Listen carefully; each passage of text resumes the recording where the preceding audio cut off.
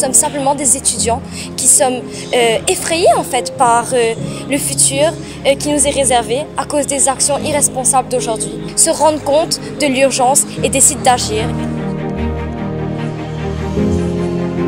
Parfois nous demander qui fait une relative, qui fait une inondation, de Bonville, qui fait un cyclone de plus en plus intense.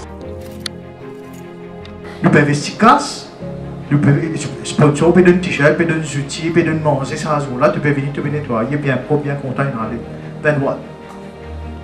C'est ça qui nous va protéger l'environnement.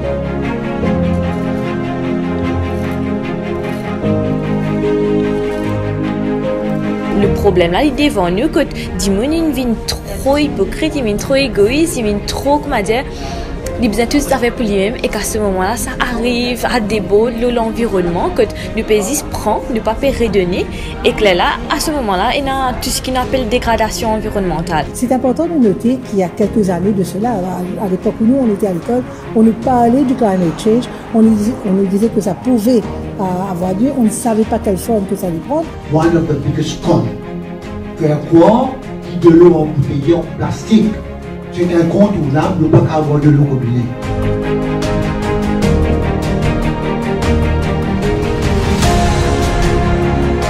À l'environnement sain qui nous est là, que nous avons un pied pour arrêter que les verres de nos jolis l'île Maurice.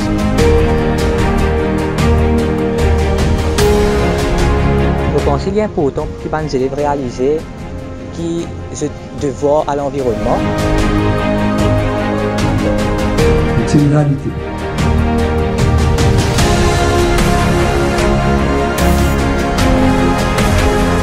Nous besoin d'un changement.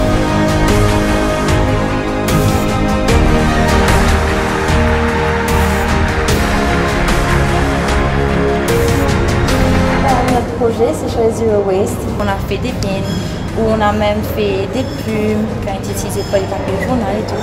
Pour notre plus gros projet cette année-ci, c'est d'avoir utilisé des tissus recyclés pour faire des matelas et des couvertures pour les SDF.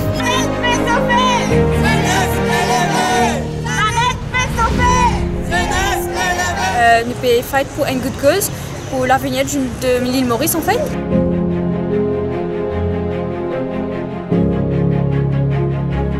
C'est pas le travail des jeunes en fait de venir faire des propositions, mais les politiciens et les gouvernements ont déjà fait plusieurs promesses comme la COP21, le Paris Agreement, etc.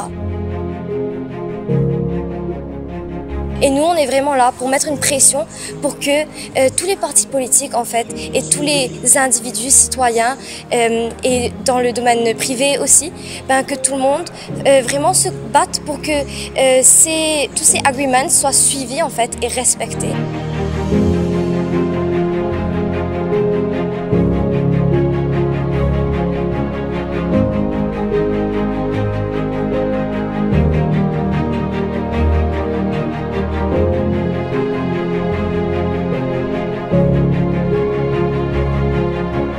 Tant qu'il va pas trouver changement, nous continuons à manifester, donc nous avons envie qu'il y ait plus de monde qui est ici rejoindre notre cause.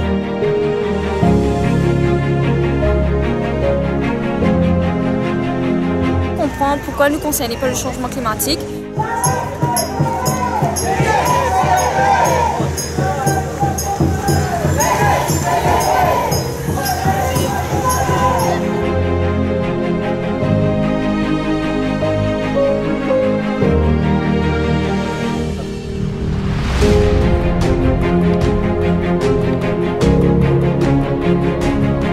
Comment nous capables de diminuer l'incendie et diminuer l'érosion? L'eau, ça mène pente de la citadelle. Là. Il y en a 11 hectares autour de la citadelle aujourd'hui. À partir de là, depuis 10 ans maintenant, nous pouvons planter.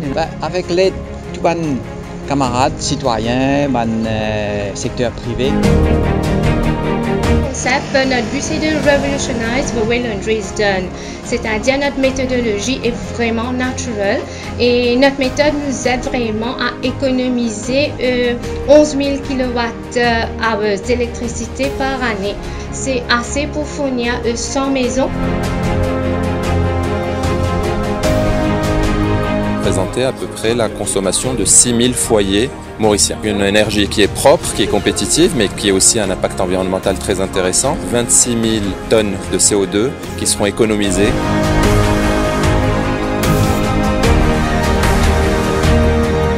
Nous avons adopté l'accord de Paris avec beaucoup d'espoir pour nos peuples. Nous étions convaincus qu'un effort collectif permettrait de réduire les émissions mondiales de gaz à effet de serre afin de sauver notre planète des menaces grandissantes du changement climatique. Au cours des 30 dernières années, nous avons tenté de résoudre un certain nombre de problèmes environnementaux, mais des obstacles systémiques ont entravé notre démarche. Les problématiques ont gagné en ampleur. Les manquements par rapport au cadre législatif, ainsi que l'application des lois existantes, un chevauchement des responsabilités des institutions existantes, une dépendance accrue aux énergies fossiles, un manque de communication entre les acteurs nationaux, une mauvaise planification urbaine, un manque de préoccupation et de responsabilité du public, une approche fragmentée par rapport à la protection de la biodiversité, des lacunes au niveau du financement ou de la fiscalité environnementale, ainsi qu'une zone côtière et d'autres écosystèmes en surchauffe face au développement.